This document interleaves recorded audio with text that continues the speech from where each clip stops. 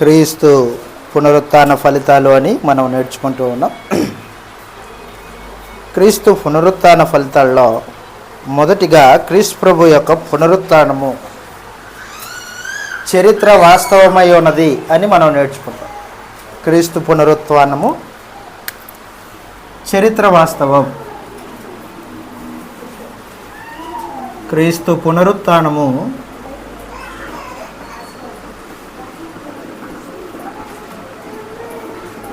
చరిత్ర వాస్తవం.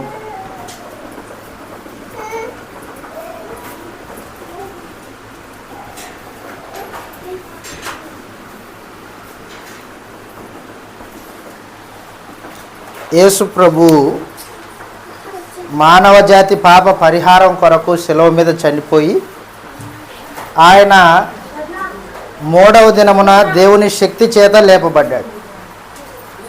ఆయన యొక్క పునరుత్థానం ద్వారా మానవ జాతి పునరుత్థానము ముడివేయబడి ఉన్నది. కొరింథీయులకు రాసిన మొదటి పత్రిక 15వ అధ్యాయము. కొరింథీయులకు రాసిన మొదటి పత్రిక 15వ అధ్యాయం.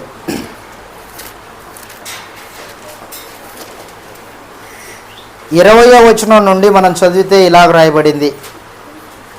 కొరింథీయులకు రాసిన మొదటి పత్రిక 15వ అధ్యాయము 20వ వచనంలో, ఇప్పుడైతే నిద్రించిన వారిలో ప్రథమ ఫలముగా క్రీస్తు మృతులలో నుండి లేపబడి ఉన్నాడు. మనుషుని ద్వారా మరణం వచ్చెను గనుక మనుషుని ద్వారానే మృతుల పునరుత్థానము కలిగెను. ఆదామునందు అందరూ ఎలాగూ మృతి పొందుచున్నారో అలాగుననే క్రీస్తునందు అందరూ బ్రతికింపబడుదురు. ప్రతివాడును తన తన వరుసలోనే బ్రతికింపబడును. ప్రథమ ఫలము క్రీస్తు, తర్వాత క్రీస్తు వచ్చినప్పుడు ఆయన వారు బ్రతికింపబడుదురు.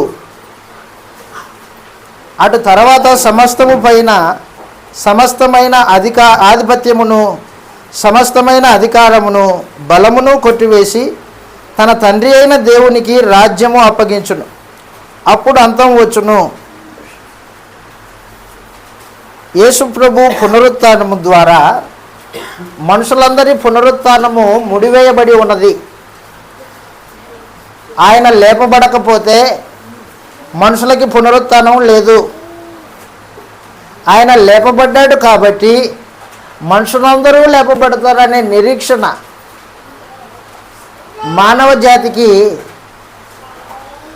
తెలియజేయబడింది.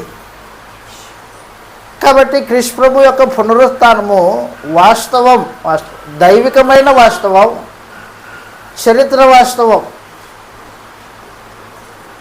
అపోస్తలులు కల్పించిన కథ కాదు. వాస్తవానికి యేసు ప్రభు సిలువ వేయబడిన తర్వాత 3 గంటలకు యేసు ప్రభు తన ప్రాణమును విడిచాడు. మధ్యాహ్నం 3 గంటలకి యేసు ప్రభు ప్రాణం పోయింది. ఘోరమైన శిక్ష అనుభవించాడు. ఆ శిక్షకి ఎవరే తాళుకోలేరు. ఆ మాటకు వస్తే ఆయనతో పాటు 2 సిలువేయబడ్డారు నేరస్తులు. వారు చేసిన నేరానికి ఆ శిక్ష వారికి తగిందే. కానీ క్రీస్తు ప్రభు ఏ నేరం చేయకపోయినా ఆయన మీద అసూయతో కక్షతో పగబూని యూదా మతనాయకులు, శాస్త్రులు, పరిసయ్యులు, అలాగుననే సద్దుకయ్యులు ఏకమై యేసు ప్రభువుని పిలాతు చేతికి అప్పగించి సిలువేశారు. ఆయన అలా సిలువేయబడాలి అని, ఆయన 3వ దినమున తిరిగి లేపబడాలని దేవుడు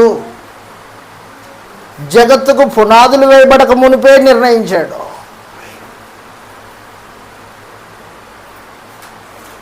క్రీస్తు పునరుత్థానము అప్పుడప్పుడు దేవుడు జరిగించిన కార్యక్రమం కాదది. భూమికి పునాదులు లేనప్పుడే దేవుడు ఏర్పాటు చేసిన వాస్తవం అది.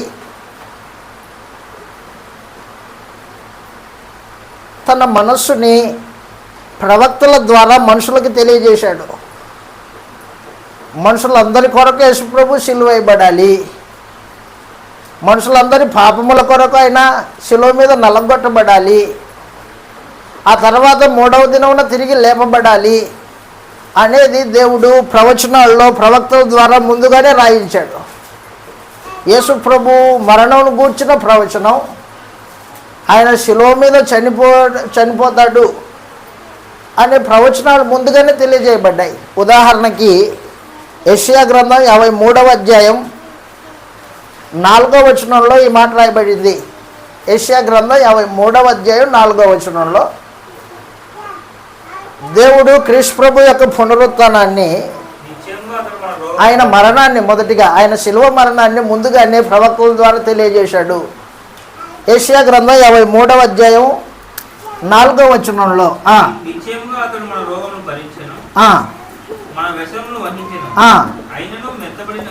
ఆయనను మొత్తబడిన వాడిగాను, దేవుని వలన బాధింపబడిన వాడిగాను, శ్రమ నొందిన వాడిగాను మనం అతన్ని ఎంచితిమి. మన అతిక్రమములను బట్టి ఆయన గాయపరచబడెను, మన దోషములను బట్టి ఆయన నలగొట్టబడెను, మన సమాధానార్థమైన శిక్ష ఆయన మీద పడెను.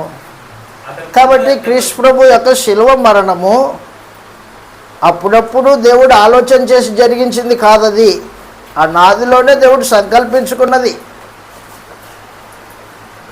2, ఆయన పునరుత్థానం కూడా అనాదిలోనే సంకల్పం చేయబడింది. అది దాని కూర్చున్న లేఖనాలు ముందుగానే తెలియజేశాడు. కీర్తన 16వ కీర్తన 8వ వచనం నుండి మనం చదివితే, కీర్తన 16వ కీర్తన 8వ వచనం, కీర్తనల గ్రంథము 16వ అధ్యాయము 16వ కీర్తన 8వ వచనం నుండి చదువుతాం. యేసు ప్రభు యొక్క పునరుత్థానం గూర్చి కీర్తనకారుడు దేవుని ఆత్మచేత ప్రేరేపింపబడిన వాడై తెలియజేశాడు. 16వ కీర్తన దావీదు యొక్క కీర్తన. వాస్తవానికి 16వ కీర్తన 8వ వచనంలో అదనమాట, సదాకాలము యెహోవాయందు నా గురి నిలుపుచూ ఉన్నాను, ఆయన నా కుడి పార్శ్వమున ఉన్నాడు గనుక నేను కదల్చబడను, అందువలన నా హృదయం సంతోషించుచూ ఉన్నది, నా ఆత్మ హర్షించుచూ ఉన్నది, నా శరీరము కూడా సురక్షితముగా నివసించుచూ ఉన్నది. ఎందుకనగా అదనమాట, మనుషులందరి ఆత్మలు పాతాళంలోనే ఉన్నాయి, కానీ క్రీస్తు ప్రభు యొక్క ఆత్మ పాతాళంలో విడిచిపెట్టబడదు. ముందుగానే దావీదు ప్రవక్త ద్వారా దేవుడు ప్రవచనము తెలియజేశాడు. నా శరీరము కూడా సురక్షితముగా ఉన్నది, నివసించుచూ ఉన్నది. ఎందుకనగా నీవు నా ఆత్మను పాతాళంలో విడిచిపెట్టవు, నీ పరిశుద్ధుణ్ణి కొల్లు పట్టనీయవు, జీవ మార్గములు నీవు నాకు తెలియజేసేదవు, కలదు నీ కుడి చేతిలో. అదనమాట. ఇది ఎవరి గురించి రాశాడు? ఇది ఎవరి గురించి రాశాడు అంటే క్రీస్తు ప్రభు యొక్క పునరుత్థానం గురించి రాయబడిన లేఖన భాగం ఇది. ఎవరు చెప్పారు ఇది క్రీస్తు ప్రభు లేఖన భాగం అని? ఎవరో చెప్పనక్కర్లా, పరిశుద్ధాత్మ ప్రేరణ చేత దావీదు రాశాడు. కాబట్టి పరిశుద్ధాత్మయే తెలియజేయాలా. ఒక లేఖన భాగము మనకి ఇష్టం వచ్చినట్లు ఇది ఆయనకి సంబంధించింది అని చెప్పడానికి లేదు. మనుషులు ఏం చేస్తుంటారంటే దేవుని లేఖనాలని చదువుతారు, లేఖనంలో ఇలాగూ చదివిన తర్వాత ఇది ఫలానాయనికి అని మనుషులు మాట్లాడుకుంటారు. ఈ రోజున మనకు తెలుసు కదా, వాగ్దానాల పేరిట వాగ్దానము తీసుకొని ఈ వాగ్దానము ఇది నాకే, వాగ్దానాలు కార్డులు పంచుకుంటారు. ఈ వాగ్దానం నాకు ఇచ్చాడు దేవుడు అంటాడు, సంవత్సరానికి ఒక వాగ్దానం అంటాడు. అది ఇశ్రాయేలుకి ఇచ్చాడు పాత నిబంధనలో. నీకు ఎలా సంబంధించింది అది? ఇలాగున్న మనుషులు ఏం చేస్తున్నారంటే లేఖన భాగాన్ని ఎవరికి ఇచ్చాడో, ఏ ఉద్దేశంతో ఇచ్చాడో దేవుడు దాన్ని పక్కన పెట్టి వారికి ఇష్టం వచ్చినట్లు లేఖన భాగాన్ని ఆలోచన చేయడం మొదలుపెట్టి ఈ రోజున అనేకమైన మతశాఖలు ఏర్పాటు చేయబడ్డాయి. మతశాఖలు ఎక్కడి నుంచి వచ్చాయి అనుకుంటున్నారు? రాయబడిన లేఖనము ఏ ఉద్దేశంతో రాయబడిందో ఆ ఉద్దేశము పరిశుద్ధాత్ముడే తేటగా తెలియజేస్తాడు. నీ నా ఊహలు, నీ ఆలోచనలు, నా ఆలోచనలు దాంట్లో చొప్పించకూడదు, కలపకూడదు. కాబట్టి కీర్తన 16వ కీర్తన 8వ వచనంలో నీ పరిశుద్ధుని కొల్లు పట్టనేవు అనే లేఖన భాగము దావీదు గూర్చి. అది రాసింది దావీదే, కానీ దావీదు గూర్చి కాదు. మరి ఎవరు గూర్చి? అది క్రీస్తు ప్రభుని గూర్చి. నీకెలా తెలుసు? అపోస్తల కార్యములు 2వ అధ్యాయంలో పరిశుద్ధాత్ముడు తెలియజేశాడు. అపోస్తల కార్యములు 2వ అధ్యాయం, అపోస్తల కార్యములు 2వ అధ్యాయంలో 31వ వచనం నుండి మనం చదివినప్పుడు బాగా గుర్తుపెట్టుకోండి, క్రీస్తు పాతాళంలో విడవబడలేదనియు, ఆయన శరీరం కుళ్ళిపోలేదనియు దావీదు ముందుగా తెలుసుకొని, అదిగో దావీదు రాబోయే క్రీస్తు ప్రభువును గూర్చి ముందుగా తెలుసుకున్నాడు. ఎలా తెలుసుకున్నాడు? ఎవరు చెప్పారు దావీదుకి? పరిశుద్ధాత్ముడు తెలియజేశాడు. దావీదు ఆత్మచేత మాట్లాడినవాడు. దినవృత్తాంతాలు 1వ గ్రంథము. దావీదు దేవుని ఆత్మ కలిగిన వాడై కీర్తనలు రాశాడు. దినవృత్తాంతాలు 1వ గ్రంథం.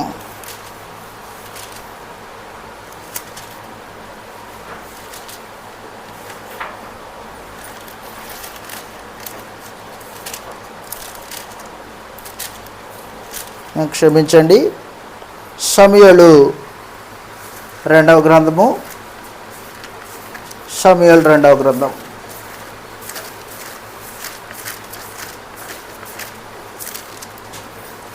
23వ అధ్యాయం 1వ వచనంలో. సమూయేలు 2వ గ్రంథము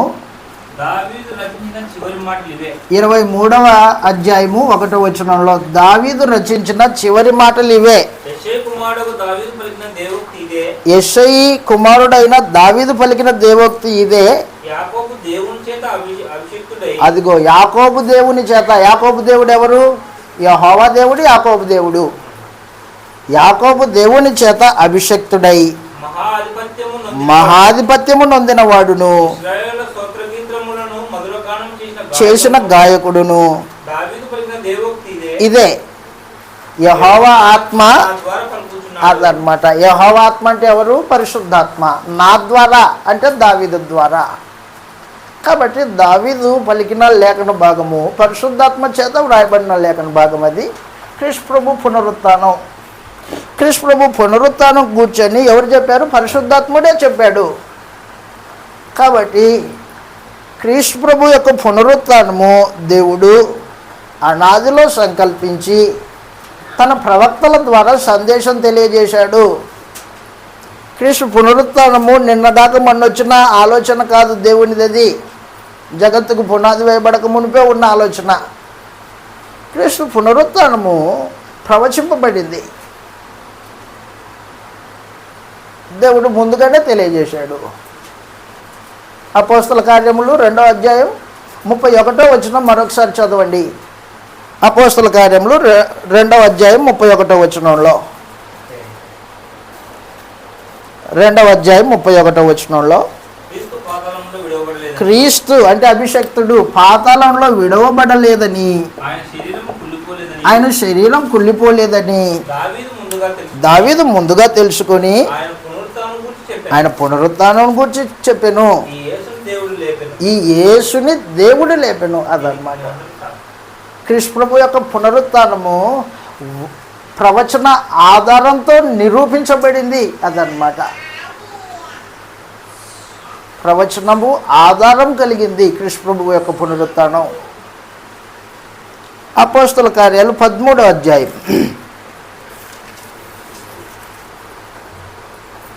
అపోస్తల కార్యములు 13వ అధ్యాయం 32వ వచనం నుండి లేదా 30వ వచనం నుండి 30వ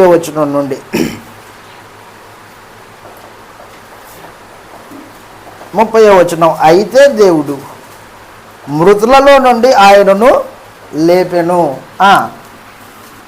అపోస్తల కార్యములు 13వ అధ్యాయం 29 నుంచి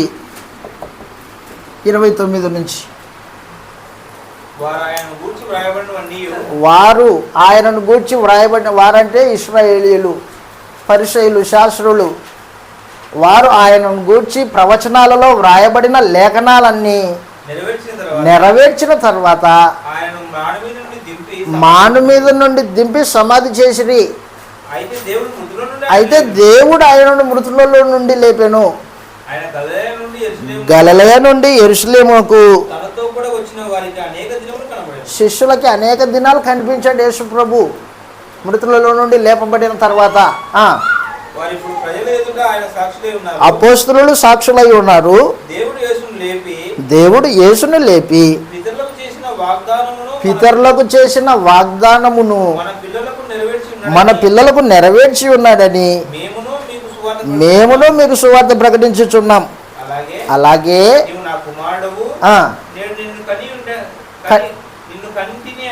నేడు నిన్ను కంటినని 2వ కీర్తన యందు వ్రాయబడి ఉన్నది. మరియు ఇక కుళ్ళు పట్టకుండా ఆయనను మృతులలో నుండి లేపుటను బట్టి వరములను మీకు అనుగ్రహింతును చెప్పెను.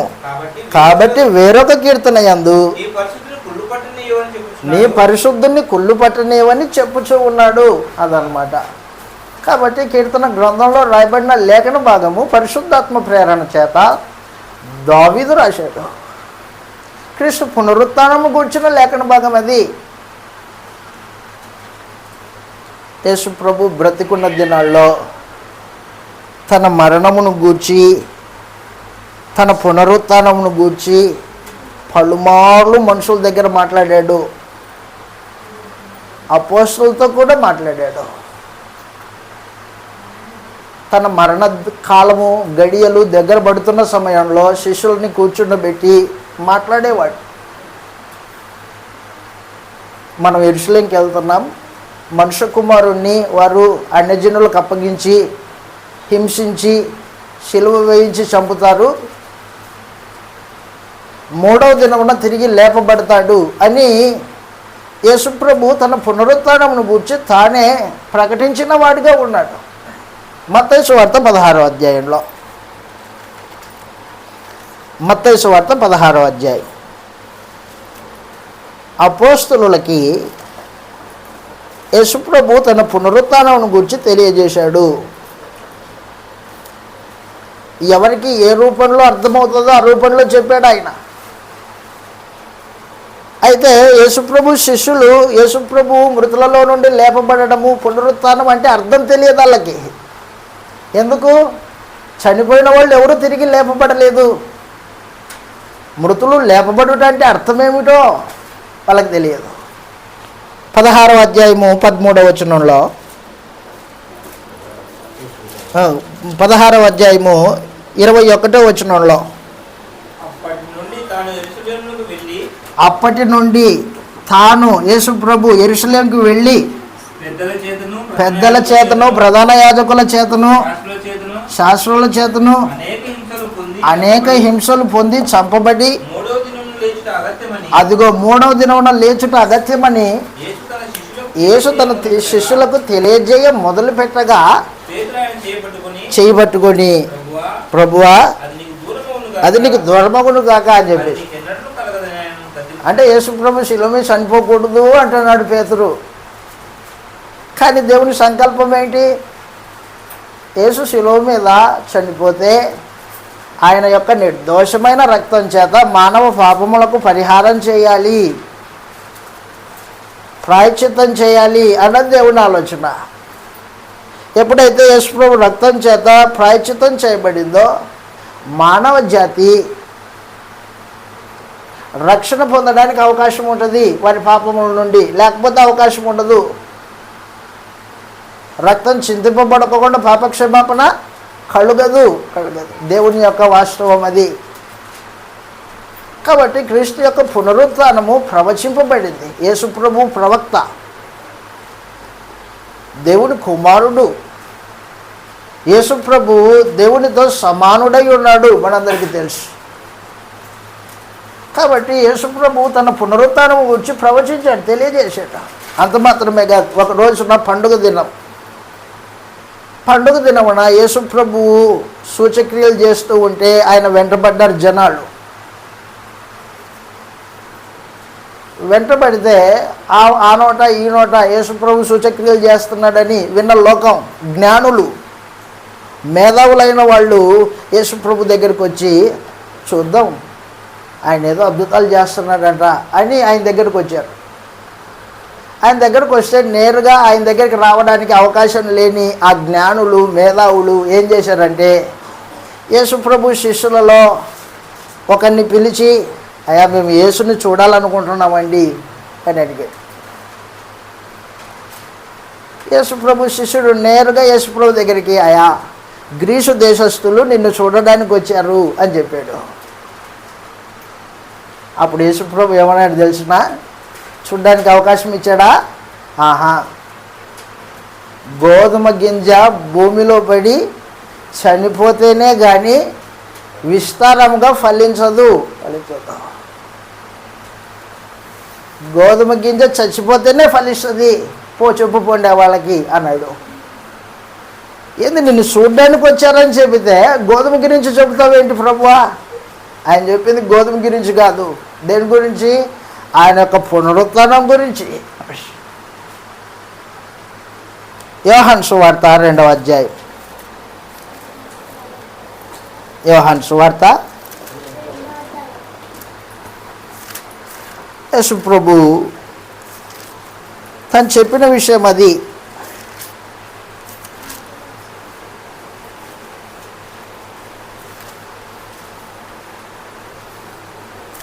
చూస్తున్న లేఖన భాగం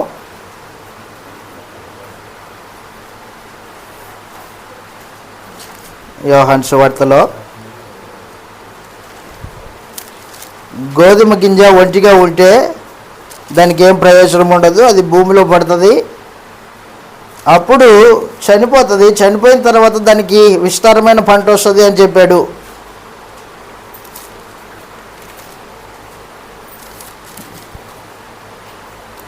పన్నెండవ అధ్యాయం, యోహాను సువార్త 12వ అధ్యాయం 20వ వచనంలో, యోహాను సువార్త 12వ అధ్యాయం 20వ వచనంలో,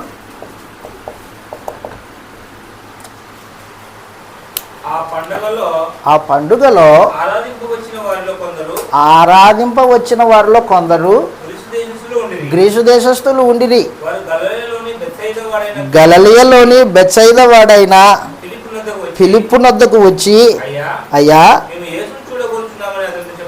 ఎవరు? గ్రీసు దేశపు జ్ఞానులు యేసును చూడడానికి వచ్చారు. ఆంద్రేయతో చెప్పాను. ఆంద్రేయ ఫిలిప్పు వచ్చి యేసుతో చెప్పిరి. అందుకు యేసు వారితో ఇట్లనెను, మనుష్య కుమారుడు మహిమ పొందవలసిన గడియ వచ్చింది. మహిమ ఎప్పుడు వస్తుంది యేసు ప్రభుకి? పునరుత్థానం తర్వాత యేసు ప్రభు మహిమ పొందిన వాడై సింహాసనాసీనుడై కూర్చుండి రాజ్యములను ఏలుబడి చేస్తాడు. పరలోకమందు భూలోకమందు సర్వాధికారం నాకు ఇప్పుడు అప్పగింపబడింది. ఎప్పుడు? పునరుత్థానుడైన తర్వాత. గ్రీసు దేశస్థులకి ఈ విషయం తెలియజెప్పండి. ఏమని? మనుష్య కుమారుడు మహిమ పొందవలసిన గడియ వచ్చి ఉన్నది. గోధుమ గింజ భూమిలో పడి చావకుండిన ఎడల ఒంటిగానే ఉండును, చచ్చిన ఎడల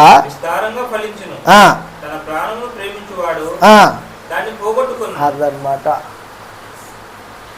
కాబట్టి కృష్ణ ప్రభు ఏం తెలియజేశాడు వాళ్ళకి అంటే, గోధుమ గింజ భూమిలో పడితేనే ఫలింపు ఉంటుంది. అలాగున్నా నేను చనిపోతాను, తిరిగి లేపబడతాను, మహిమ పొందుతాను అదనమాట. క్రీస్తు తన పునరుత్థానం ద్వారా పొందబోయే మహిమను గురించి యేసుప్రభు ముందుగానే తెలియజేశాడు అనమాట. కాబట్టి క్రీస్తు పునరుత్థానము అనాలోచనగా జరిగింది కాదు, అది దేవుడు అనాదిలో సంకల్పించుకున్నది, దైవికమైన వాస్తవమై ఉన్నది. మొదటి సమాచారం ప్రవచింపబడింది, అది రుజువు చేయబడింది కూడా. రెండవది క్రీస్తు ప్రభు యొక్క పునరుత్థానము చరిత్ర వాస్తవం.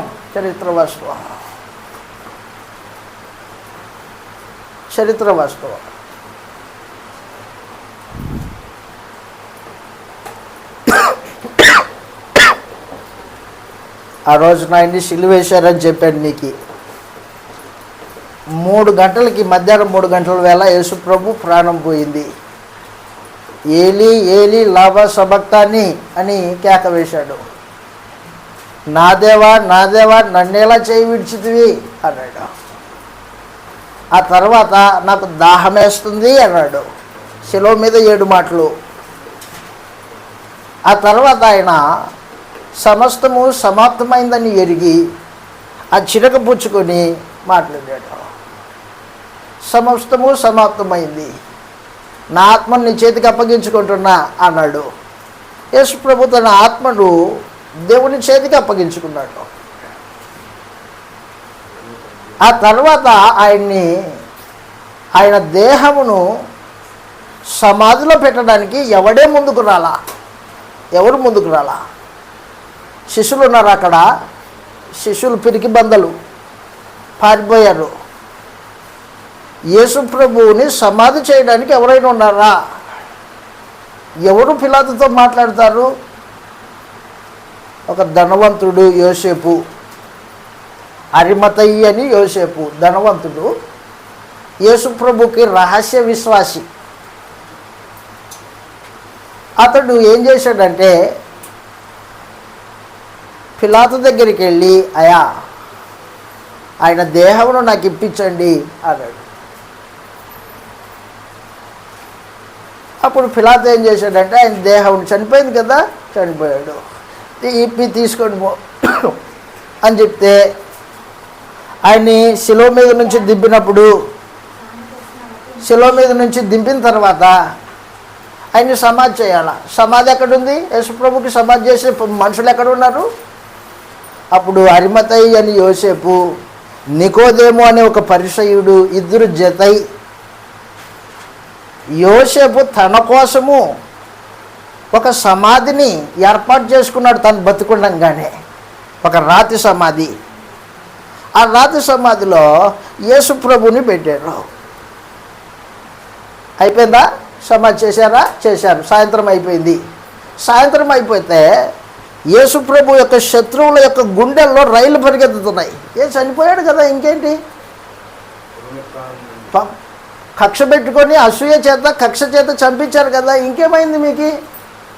అది కాదు, ఆయన బతికున్నప్పుడు 3వ దినంలో తిరిగి లేస్తానని చెప్పాడు. ఆయన మాటలు కూడా అబద్ధం చేస్తాం మేము అనే ఉద్దేశంతో ఆ వంచకుడు తన శిష్యులు వచ్చి ఆయన ఎత్తుకొని పోయి ఆయన తిరిగి లేచాడని చెబుతారేమో అనే ఉద్దేశంతో ఆ పరిసయ్యులు శాస్త్రులు ఏం చేశారంటే పిలాతు దగ్గరికి గుమ్ముగూడి సమూహంతో వెళ్ళి అయ్యా ఆ వంచకుడు బతికున్నప్పుడు 3వ దినంలో తిరిగి లేస్తానని చెప్పాడు, తిరిగి లేపబడతానని చెప్పాడు. కాబట్టి మీరేం చేస్తారంటే ఆ సమాధిని భద్రం చేయండి, సైనికుల్ని పెట్టండి, కాపుదల పెట్టండి అని చెప్పారు. అప్పటికే పిలాతు వాళ్ళ వాదనలో విసిగిపోయాడు. యేసుప్రభు నిర్దోషి అని చెప్పినా వాళ్ళు కేకలేస్తే వాళ్ళ కేకలు గెలిచి యేసుప్రభుని సిలువేశాడు. విసిగిపోయి మీరు చేసుకోవాల్సింది ఏదో చేసుకోపోండి అన్నాడు. అప్పుడు ఏం చేశారంటే పిలాతు యొక్క సైనికులు భటులు వెళ్ళి యేసుప్రభు యొక్క సమాధికి ఒక పెద్ద రాయి బొర్లించి ఆ రాయికి రోమా ప్రభుత్వం యొక్క సీలేశారు. బ్యాంక్ వాళ్ళ దగ్గర అప్పులు తీసుకున్నాం అనుకో, ఆ బ్యాంక్ వాళ్ళు అప్పు చెల్లించకపోతే ఏం చేస్తారు? ఆ ఇంటిని సొంతం చేసుకుంటారు. ఇంటి వచ్చి తాళం వేసి దానికి SBI బ్యాంక్ అని ముద్ర వేశారు, నల్ల సీలు వేస్తారు. అయిపోయి ఈ ఇంటిని ఎవరు తీసుకోకూడదు, యజమాని అయినా తీసుకోకూడదు, బ్యాంకుల్లో డబ్బులు చెల్లించిన తర్వాత తీసుకోవాలి అన్నట్టుగా రోమ ప్రభుత్వపు ముద్ర సీలేశారు యేసుప్రభు సమాధికి. సీలేసి సైనికులు ఉన్నారు, కాపుదల కాస్తున్నారు రాత్రి అంతా. ఎన్ని రోజులు ఇలాగా? 3 రోజులు కాపుదల కాయడానికి అక్కడ నిలిచి ఉన్నాడు. నిలిచి ఉంటే శుక్రవారం రాత్రి గడిచిపోయింది, సైనికులు కాపలా కాస్తున్నారు. శనివారము పగులు రాత్రి గడిచిపోయింది. ఆదివారము తెల్లవారుచూ ఉండగా దేవుని దేవదూతలు భూమి మీదకి వచ్చి యేసుప్రభు సమాధి దగ్గరికి వెళ్ళి రోమ ప్రభుత్వపు సీలు తెంపేసి ఆ బండను దొరలించారు. ఇదంతా సైనికులు చూస్తున్నారు. దేవదూతలు రావడము, సమాధి రాయిని పొర్లించడము, ఆ సీల్ని తీసేయడం చూస్తున్నారు. చూసి ఎట్లా ఉన్నారు వీళ్ళు? చచ్చిపోయిన వాళ్ళలాగా నాటనం చేస్తున్నారు. కింద పడిపోయారు, చూస్తూ ఉన్నారు కింద పడి. యేసు ప్రభు సమాధిలో నుండి బయటకు వచ్చేసాడు. శిష్యులంతా చూస్తున్నారు. ఇది జరిగిందంతా చూసిన తర్వాత శిష్యులు నేరుగా ఎవరి దగ్గరికి వెళ్ళారు తెలిసిన? యేసు ప్రభు శత్రువుల దగ్గరికి వెళ్ళారు. పరిసయ్యులు, శాస్త్రుల దగ్గరికి వెళ్ళారు. వెళ్ళి అయ్యా, ఆయన చెప్పింది నిజమే, ఆయన చెప్పినట్టుగానే 3వ దినమున తిరిగి లేపబడ్డాడు. దేవదూతలు రావడం మేము చూసాం. ఆ రోమ ప్రభుత్వపు సీలు తుంచేసి ఆ రాయిని బొర్లించి చూసాం మేము. యేసు ప్రభు సమాధిలో నుండి బయటికి రావడం చూసాము. అప్పుడు ఈ పరిసయ్యులు, శాస్త్రులు ఏం చేశారంటే ఆ సత్యాన్ని అబద్ధంగా మార్చడానికి వాళ్ళు లంచం ఇచ్చారు. ఎవరికి లంచం ఇచ్చింది? సైనికులకి. ఇదిగో ఈ డబ్బు పెట్టుకోండి, ఆయన తిరిగి లేపబడ్డాడని ఎవరికి చెప్పకండి. ఆయన శిష్యులు రాత్రి వేళ మేము నిద్రపోతూ ఉంటే ఆయన్ని ఎత్తుకొని పోయారని అబద్ధం చెప్పండి. అదనమాట. ఒకవేళ ఈ విషయము పిలాతుకు తెలిసిందనుకో, అధికారులకు తెలిసిందనుకో, మేము చూసుకుంటాం మీకు తొందర కాకోకుండా అని వాళ్ళకి డబ్బులు ఇచ్చి సత్యాన్ని అబద్ధం చేత కప్పేశారనమాట. కాబట్టి క్రీస్తు ప్రభు యొక్క పునరుత్థానము రోమ ప్రభుత్వపు చరిత్రలో నేటికి సజీవంగానే ఉందన్నమాట. ఆయన పునరుత్థానం అబద్ధం కాదు, చరిత్ర వాస్తవం. అది ఆయన శిలువ వేయబడింది వాస్తవం, ఆయన సమాధి చేయబడింది వాస్తవం, ఆయన పునరుత్థానుడైంది వాస్తవం. రోమ సైనికుడు కన్నులారా చూశారు. ఆయన శత్రువులు ఆయన మాటని అబద్ధం చేయడానికి సైనికుల్ని, సమాధిని భద్రం చేస్తే దేవుడు ఏం చేశాడంటే దేవుడే దిగి వచ్చి వాస్తవానికి తన శక్తి చేత యేసు ప్రభువును మృతులలో నుండి లేపాడు. దేవదూతలు యేసుని లేపాయా? దేవుడు లేపాడా? అదనమాట. దేవదూతల పని ఏంటంటే రోమ ప్రభుత్వపు శీలుని తుంచేసి సమాధి రాయిని దొరలించాల, అంతే దేవదూతల పని. చనిపోయిన వాడిని బ్రతికించే శక్తి దేవదూతలకు ఉందా? దేవుడికి ఉంది. అది ఆదిలోనే అబ్రహాము నమ్మాడు. అబ్రహాము తను బతికున్నప్పుడే దేవుని యందలి విశ్వాసం, అది మృతులను సజీవులుగా చేయగలిగిన దేవుని శక్తి అబ్రహాము యొక్క విశ్వాసం. కాబట్టి యేసు ప్రభువు తిరిగి లేపబడ్డాడు దేవుని చేత. మత్తయి సువార్త 28వ అధ్యాయం. రోమ ప్రభుత్వము చరిత్ర పుటల్లో యేసు ప్రభు యొక్క పునరుత్థానము లిఖింపబడింది. మత్తయి సువార్త 28వ అధ్యాయం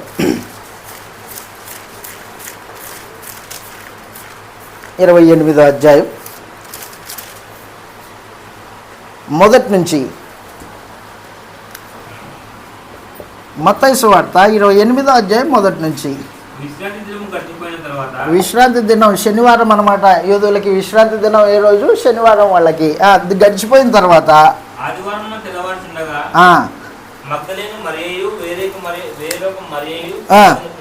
వచ్చిరి. దాని మీద కూర్చుండెను. అప్పుడు మహాభూకంపం కలిగెను. ఆ దూత స్వరూపం మెరుపు వలె ఉండెను. దూత యొక్క స్వరూపం మెరుపు వలె ఉంది. అతని వస్త్రము హిమవంత తెల్లగా ఉండెను. అతనికి భయపడుట వలన కావలి వారు వణికి చచ్చిన వారి వలె ఉండేది. కావలి వారు రోమ సైనికులు, మామూలు సైనికులు అనుకుంటున్న వాళ్ళు. అబ్బో, దేహదారుఢ్యం కలిగిన వాళ్ళు, యుద్ధశూరులు, రోమ సైనికులు, మామూలు వాళ్ళు కాదు.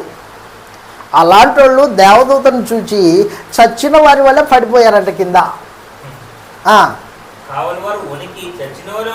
ఉండిరి. చూచి స్త్రీలతో మాట్లాడుతుంది, భయపడకుడి, మీరు వెతుకుచున్నారని నాకు తెలుసును, ఆయన ఇక్కడ లేడు, లేచి ఉన్నాడు. ప్రభువు పండుకొనిన స్థలము చూసి త్వరగా వెళ్ళి ఆయన మృతుల నుండి లేచి ఉన్నాడని ఆయన శిష్యులకు తెలియజేయుడి. ఇదిగో ఆయన గలిలయలోనికి మీకు ముందుగా వెళ్తున్నాడు, అక్కడ మీరు ఆయన చూతురు, ఇదిగో మీతో చెప్తున్నాను. అవును. వారు భయముతోను మహా ఆనందముతోను సమాధి ఎదురు నుండి త్వరగా వెళ్ళి ఆయన శిష్యులకు ఆ వర్తమానం తెలుప పరిగెత్తుతుండగా ఆ స్త్రీలు ఏం చేశారనమాట? యేసు ప్రభు తిరిగి లేపబడ్డాడని ఆ వర్తమానం చెప్పారు వాళ్ళకి. యేసు వారిని ఎదుర్కొని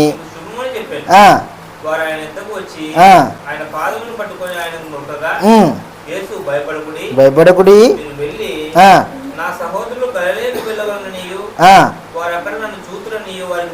తెలుపుడండి.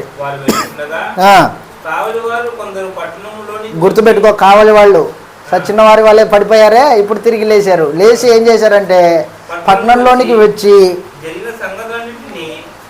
ప్రధాన యాజకులతో చెప్పిరి. కాబట్టి వారు పెద్దలతో కూడా వచ్చి చేసి ఆ సైనికులకు చాలా ద్రవ్యం ఇచ్చి మేము నిద్రపోతుండగా అతని శిష్యులు రాత్రి వేళ వచ్చి అతన్ని ఎత్తుకొని పోయి ఉన్నారని మీరు చెప్పుడి. ఇది అధిపతి చెవిన పడిన ఎడల మేము అతన్ని సమ్మతపరిచి తొందర కలగకుండా చెప్పిరి. అదిగో సైనికులే సాక్షులు. యేసు ప్రభు యొక్క పునరుత్థానానికి సైనికులే సాక్షులు. ఆ తర్వాత యేసు ప్రభు యొక్క శత్రువులు సాక్షులు.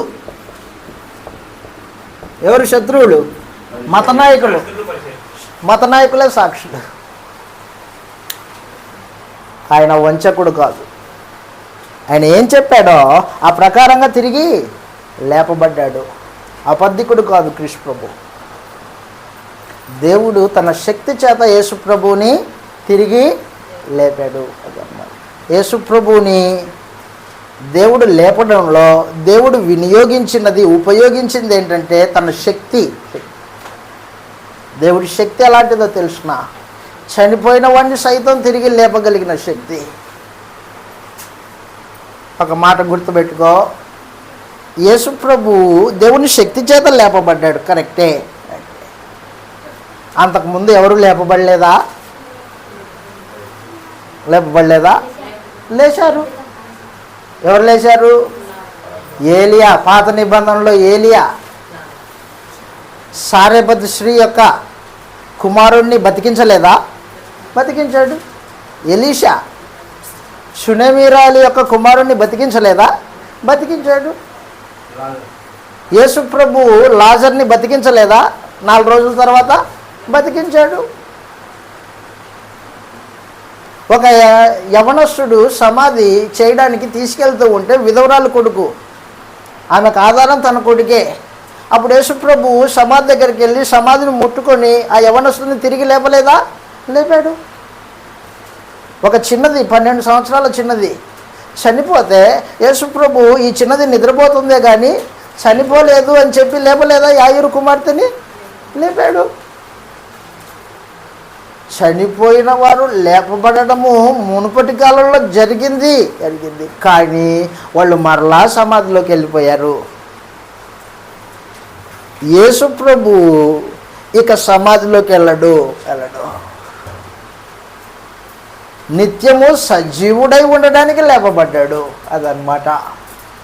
కాబట్టి గత కాలము పునరుత్థానం వేరే, క్రీస్తు ప్రభు యొక్క పునరుత్థానం వేరే. ఏలియా చనిపోయిన సారెపతు స్త్రీ యొక్క కుమారుణ్ణి, విధవరాలి యొక్క కుమారుని బతికించిన మాట వాస్తవమే. హెబ్రీ పత్రిక 12వ అధ్యాయం 11వ అధ్యాయం. కానీ క్రీస్తు ప్రభు పునరుత్థానం అలాంటిది కాదు. లేపబడిన వారు మరలా చనిపోయారు, కానీ యేసు ప్రభు లేపబడిన తర్వాత మరి ఎన్నడే చనిపోవడానికి అవకాశం లేదు. మరణం ఆయన్ని మరలా బంధించలేదు. హెబ్రీలకు రాసిన పత్రిక 11వ అధ్యాయంలో, హెబ్రీలకు రాసిన పత్రిక 11వ అధ్యాయం 35వ వచనంలో, స్త్రీలు మృతులైన తమ వారిని పునరుత్థానం వలన మరలా పొందిరి. బాగా గుర్తుపెట్టుకో. ఆ స్త్రీలు ఎవరు? 11వ అధ్యాయము 35వ వచనంలో ఆ స్త్రీలు ఎవరు? ఒక ఆమెమో సారెపతు విధవరాళ్ళు, ఏలియాకి భోజనం పెట్టిందే. బుడ్డిలో ఉన్న నూనె తరిగిపోలేదు, గంపలో ఉన్న పిండి తరిగిపోలేదు. ఎన్ని సంవత్సరాలు? 3 సంవత్సరాలు. ఎప్పటికి అప్పట ఊరుతూ ఉంది పిండి, నూనె వస్తూనే ఉంది. విశ్వాసపు క్రియ, దేవుని కార్యక్రమం అన్నమాట అది. అలాంటి విధవరాళ్ళు విశ్వాసం కలిగింది, దేవుని ప్రవక్తని ఇంట చేర్చుకుంది. ఆమె ఇంట్లో విషాదం కలిగింది, కొడుకు జబ్బుబడి చనిపోయాడు. అప్పుడు ఆ విధవరాళ్ళు ఏలియా మీద కోపపడింది. ఏమయ్యా, నా ఇంటికి వచ్చి నా బిడ్డను చంపడానికైనా నువ్వు వచ్చింది అనింది. అప్పుడు ఏలియా దేవునికి ప్రార్థన చేసి ఆ బిడ్డ మీద సాగిల పడితే ఆ బిడ్డ మళ్ళా బతికింపబడ్డాడు. అలాగుననే సునేమిరాళ్ళు ఆమె కూడా ఏలీషాని ఇంట చేర్చుకుంది, ఆతిథ్యం ఇచ్చింది. విశ్వాసి, ప్రవక్తకి ఆతిథ్యం ఇచ్చింది అమ్మ. అయితే బిడ్డలు లేరు కదా, అమ్మ నీకు ఏం కావాలి, నాకు భోజనం పెట్టావు కదా, నీకేం కావాలి అని అడిగాడు ఎలీషా. అప్పుడు గెహజీ అనేవాడు ఏం చేశాడంటే, అయా బహుకాలం నుండి వీళ్ళు పిల్లలు లేకున్నారండి అన్నాడు. అవునా, అయితే దేవుడు మీదటి సంవత్సరానికి నీకు బిడ్డని ఇస్తాడు పోమ్మా అని చెప్పాడు. అలాగనే బిడ్డ పుట్టాడు, కుమారుడు. వాడు కొంచెం వయసు రాగానే 8 సంవత్సరాల మధ్య రాగానే తలనొప్పి అని కింద పడి చచ్చిపోయాడు. ఏం చేస్తున్నాడు ఇప్పుడు? ఎలీషాని పిలిపించింది. ఎలీషా వచ్చి ఆ బిడ్డని మేడగదిలోకి తీసుకెళ్ళి ప్రార్థన చేసి ఆ బిడ్డ మీద సాగిల పడితే ఆ బిడ్డ మరలా బతికాడు. చనిపోయారు, మరలా కాలగర్భంలో కలిసిపోయారు. లాజరు బతికింపబడ్డాడు, చనిపోయాడు. కానీ క్రీస్తు ప్రభు ఇక మీద చనిపోవడానికి కాదు తిరిగి లేచింది. నూతన జీవం కలిగిన వాడై, జీవం పొందిన వాడై, సజీవుడై నిరంతరం బతికి ఉండడానికి లేపబడ్డాడు అనమాట. కాబట్టి కృష్ణ ప్రభు యొక్క పునరుత్థానం వేరే, ముందటి జీవితాల్లో జరిగిన వాళ్ళ పునరుత్థానం వేరే.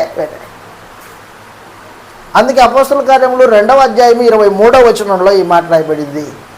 ఏమన్నాడంటే అపోస్తల కార్యములు 2వ అధ్యాయం 23వ వచనంలో,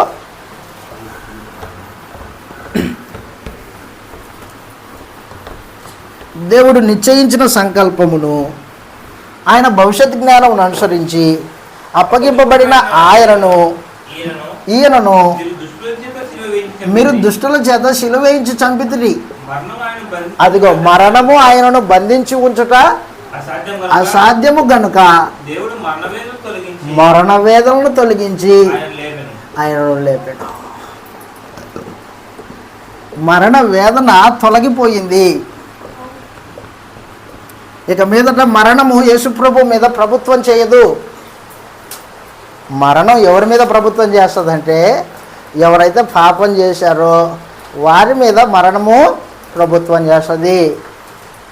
యేసుప్రభు పాపం చేశాడా? ఆదాం మొదలుకొని పుట్టిన ప్రతివాడు తాను ఎదిగే కొద్దీ తన దుష్ట ఆలోచన చేత, లోకంలో పాపము చేత ప్రేరేపింపబడి పాపిగా మారారు. పాపులకు మరణ భయం ఉంటుంది. పాపం చేసిన ప్రతివాడు మరణానికి భయపడతాడు. అయ్యో చచ్చిపోతే ఏం జరుగుతుందో. కానీ కృష్ణ ప్రభువు మరణ వేదనను తొలగింపబడినవాడు, పాపం చేయలేదు. అదనమాట. ఇక మీదట చనిపోడు కృష్ణ ప్రభు. ఇక మీదట చనిపోడనియు, ఆయన మీద మరణానికి ప్రభుత్వం లేదనియు గ్రంథం తేటగా తెలియజేస్తుంది. కాబట్టి కృష్ణ ప్రభు యొక్క పునరుత్థానము చరిత్ర వాస్తవమై ఉంది, చరిత్ర వాస్తవమై ఉంది. మరి ఎన్నడే చనిపోకోకుండా నిత్యము జీవించడానికి ఆయన తిరిగి లేపబడ్డాడు. దైవిక వాస్తవం అది. అపోస్తలులు సాక్షులు, అపోస్తలులు సాక్షులు. యేసు ప్రభు యొక్క పునరుత్థానానికి అపోస్తలులు సాక్షులు. యేసు ప్రభుని మొదటగా చూసింది ఎవరు? ఏమా? మరియా, మగ్దలేనే మరియా. ఈ మగ్దలేనే మరియా 7 దయ్యాల చేత బాధింపబడేది. యేసు ప్రభు ఆమెకు స్వస్థతపరిచి దయ్యాలను వదిలిగొట్టి బాగు చేస్తే ఆమె యేసు ప్రభువుని వెంటాడింది. ఆయన యందు విశ్వాసం ఉంచింది. ఆయన సమాధి చేయబడితే ఆయన సమాధికి సువర్ణపు ద్రవ్యాలని పూయడానికి వచ్చింది. వస్తే అక్కడ యేసుప్రభు సమాధిలో లేడు. ఇంకెక్కడ పోతుంది? అత్తరు తీసుకొని వచ్చింది. ఎవరికి పోస్తుంది ఆమె? ఎక్కడ పోయాడు యేసుప్రభు? ఎక్కడ పోయాడు తెలియదు. కానీ వెతుకుతూ ఉంది. దేవదూతలు చెప్పారు. ఎందుకు వెతుకుతున్నా? ఆయన లేపబడ్డాడు అని చెప్పాడు. ఆ తర్వాత యేసుప్రభు ఆమెకు కనిపించాడు. కనిపించితే ఆమె తోటమాల అనుకొని, అయా యేసుని నువ్వు ఎత్తుకొని పోయింటే ఆయన ఎక్కడ పెట్టావో చెప్పు, నేను మరలా ఎత్తుకొచ్చుకుంటా అని చెప్పింది. తోటమాల అనుకుంది. యేసుప్రభుని చూసింది కానీ తోటమాల అనుకొని. అప్పుడు యేసుప్రభు ఆమెను మరియా అని పిలిచాడు. ఆమె రబ్బుని అని పిలిచింది, రబ్బీ అని పిలిచింది. రబ్బీ అనే మాటకు బోధకుడని అర్థం అన్నమాట. అప్పుడు యేసుప్రభువుని గుర్తించింది ఆమె. చూసి యేసుప్రభుని గుర్తించింది. అనుమానం మరియకి, చనిపోయాం కదా, మనం చనిపోయాడు కదా, సిలువైపడ్డాడు కదా, సమాధి చేయబడ్డాడు కదా, ఎట్లా తిరిగి లేచాడు అనుమానం. అప్పుడు ఆమె ఏం చేసిందంటే యేసుప్రభుని ముట్టుకోవడానికి వచ్చింది. యేసుప్రభు ఏమన్నాడు? అమ్మా నన్ను ముట్టుకోవద్దు అన్నాడు. ఎందుకు ముట్టుకోకూడదు? ఎందుకు ముట్టుకోకూడదు? ఏమ్మా ఎందుకు ముట్టుకోకూడదు? మరియా యేసు ప్రభువుని ముట్టుకొని తాకి ఆయనతో కలిసి మరలా భోజనం చేసే అవకాశము కేవలము అపోస్తలులకు మాత్రమే ఇవ్వబడింది. స్త్రీలలో ఎవరికి ఇయ్యలేదు. ఆమె ముట్టుకోవడానికి వచ్చింది. అప్పుడు అన్నాడు, అమ్మా నేను తండ్రి వద్దకి ఇంకా ఎక్కిపోలేదు, నన్ను ముట్టుకోవద్దు. ముట్టుకునే అవకాశము స్త్రీలకి లేదు. ఎవరికి ఇచ్చింది? దేవుడు అపోస్తలులకు మాత్రమే ఇచ్చాడు. ఆమె ఏం చేసిందంటే ప్రభువుని ముట్టుకోవడానికి ప్రయత్నం చేసింది, కానీ కుదరలా. ముట్టుకోవద్దని చెప్పేశాడు కరాఖండిగా. గుర్తుపెట్టుకో, కృష్ణ ప్రభు యొక్క పునరుత్థానానికి సాక్షులు అపోస్తలులు. అపోస్తలుడు ఆయన తిరిగి లేపబడ్డాడు, సజీవుడయ్యాడు. ఏ దేహమైతే శిలువకి వేయబడిందో ఆ దేహమే తిరిగి లేపబడింది. దేవుడు తన శక్తి చేత తిరిగి లేపాడు. కన్నులారా చూచి, చెవులారా విని, తాకి అనుభవము అపోస్తలులకు మాత్రమే దేవుడు ఏర్పాటు చేశాడు. ఎందుకు? ఆయన ఆలోచన అది. లోకానికంతా సువార్తను ప్రకటించే బాధ్యత, భారము కలిగిన వాళ్ళు ఎవరు? అపోస్తలులు. కానీ ఈ రోజున దైవ లేఖనాలని అర్థం చేసుకోలేని అనేక మంది ఏమంటారంటే స్త్రీలు కూడా సంఘంలో మాట్లాడవచ్చు అంటాడు. మొదటి సువార్త ప్రకటించింది మరియ కదా అంటాడు. ఎవరు చెప్పారు నీకు? యేసుప్రభు ఆమెను ముట్టుకోవద్దు అని చెప్పాడు. అపోస్తలులు మాత్రమే ఆ అనుభవం కలిగిన వారు. అపోస్తలులు మాత్రమే యేసుప్రభుని ముట్టుకొని ఆయనతో పాటు కలిసి భోంచేసి ఆయనను గూర్చి లోకానికి ప్రకటించే బాధ్యత కలిగిన వాళ్ళు. వారికి మాత్రమే సుమ, అందరికి కాదు. అపోస్తల కార్యాలు 3వ అధ్యాయం. అపోస్తలులు మాత్రమే సాక్షులై ఉండడానికి దేవుడు సంకల్పించాడు. అది 3వ అధ్యాయం 15వ వచనం. కరెక్ట్, చదవండి. మీరు జీవాధిపతిని చంపితిరి కానీ అదిగో దేవుడు ఆయన, అపోస్తల కార్యం 3వ అధ్యాయం 15వ వచనం, దేవుడు ఆయనను మృతులలో నుండి లేపెను, అందుకు మేము సాక్షులం. ఎవరు మేమంటే? అపోస్తలులు. అపోస్తలులు. సాక్షి అంటే అర్థం ఏంటో తెలిసిన?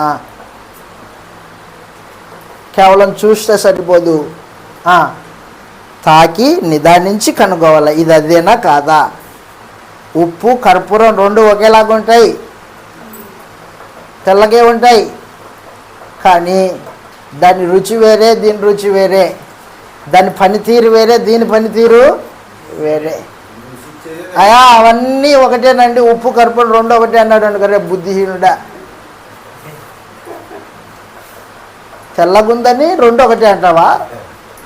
ఉంటే తెల్లగా ఉంటాయి కానీ రెండు ఒకటే కాదు. మరి కూరలో కర్పూరం వేసుకుంటావా? వేసుకోలేదు, చేదు వస్తుంది.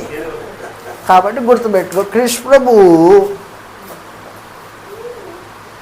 పునరుత్థానం గూర్చి సాక్షుల అపోస్తలులు తాకి చూచారు. ప్రభువా నాకు డౌట్ ఉంది, నువ్వేనా కాదా అనుమానం ఉంది. ఎవరికి? తోమాకి. యేసు ప్రభువుని మేము చూచామని శిష్యులు చెప్పారు. చెబితే తోమా ఏం చేశాడంటే, నేను నమ్మను, ఆయన వేళ్ళల్లో ఆయన ప్రక్కల్లో వేలు పెడితే కానీ నమ్మను అని చెప్పాడు. అప్పుడు యేసు ప్రభు మరలా ప్రత్యక్షమయ్యి తోమా ఉన్నప్పుడు కూడా, తోమా ప్రక్కలో ఏలు పెడితే కానీ నమ్మనని అన్నావే, ఇదిగో నా ప్రక్కలో ఏలు పెట్టు అన్నాడు. అప్పుడు ఏడ్చాడు తోమా. ఇదిగో మీరు చూచి నమ్మితిరి, చూడక నమ్మువారు ధన్యులు అని చెప్పేశాడు. కాబట్టి తోమా అపోస్తలుడు యేసుప్రభు యొక్క ప్రక్కలో వేలు పెట్టి చూచాడు, నమ్మాడు. సందేహవాది. అపోస్తలులు సందేహవాదులు, అనుమాన పక్షులు. ఆ మాటకు వస్తే ఆయన వెంట తిరుగుతున్నారు కానీ ఆయన తిరిగి లేపబడ్డాడని స్త్రీలు వచ్చి చెప్పారు. స్త్రీలు వచ్చి చెబితే ఏం చేయాలా? వాళ్ళు ఏం చేశారంటే, స్త్రీలు వచ్చి చెప్పగానే పేతురు యోహాను పరిగెత్తుకుంటూ వెళ్ళి సమాధి దగ్గరికి వెళ్ళారు. సమాధి దగ్గరికి వెళ్ళి పేతురేమో సమాధి బయట నిలబడ్డాడు, తొంగి చూస్తున్నాడు. యోహాను నేరుగా సమాధిలోకి పోయాడు. పోయి చూశాడు, ఆయన వస్త్రాలు చుట్టబడినవి అలాగే ఉండిపోయాయి. ఆయన లేపబడి ఉన్నాడు, సమాధిలో లేడు. అంటే వాళ్ళు ఏం నమ్మారు తెలిసిన? లేపబడ్డారని నమ్మారు అనుకుంటున్నారా మీరు? ఎవరో ఆయన్ని ఎత్తుకొని పోయారు అని నమ్మారు వాళ్ళు. ఎవరో ఎత్తుకొని పోయారు యేసుని, లేచాడని కాదు. అంటే అపోస్తలులు యేసుప్రభు యొక్క పునరుత్థానం గూర్చి నమ్మని మందమతులు, వాళ్ళు సందేహవాదులు, ఒక మాట మీద ఉండేవాళ్ళు కాదు వాళ్ళు. అలాంటి వారు యేసుప్రభు యొక్క పునరుత్థానానికి సాక్షులై రుజువులతో కనుగొని ఈయనేనా కాదా, అవునా. కాబట్టి కృష్ణ ప్రభు యొక్క పునరుత్థానానికి సాక్షుల అపోస్తలులు తాకి చూసిన వాళ్ళు. చదువుతాడు లేఖన భాగము, యోహాన్ గారు రాసిన మొదటి పత్రిక 1వ అధ్యాయము 1వ వచనం నుండి చదువుతాం. యోహాన్ గారు రాసిన మొదటి పత్రిక 1వ అధ్యాయం 1వ వచనంలో ఈ మాటలు రాయబడ్డాయి. ఏమంటున్నాడంటే, జీవవాక్యమును గూర్చి ఆది నుండి ఏది ఉండెనో మేమేది వింటిమో, అదిగో విన్నారు వాళ్ళే అపోస్తలులు, మేమేది వింటిమో, కన్నులాగా ఏది చూచితిమో, ఏది నిదానించి కనుగొంటిమో, మా చేతులు దేన్ని తాకి చూచెనో అది మీకు తెలియజేస్తున్నాం. అదనమాట అపోస్తలుల యొక్క అనుభవపూర్వకమైన సాక్ష్యము, క్రీస్తు ప్రభు యొక్క పునరుత్థానం. కట్టుకథ కాదు, అది కట్టుకథ కాదు. కాబట్టి ఈ రోజున ఎవడే కానీ అపోస్తలుల యొక్క సాక్ష్యాన్ని నమ్మకపోతే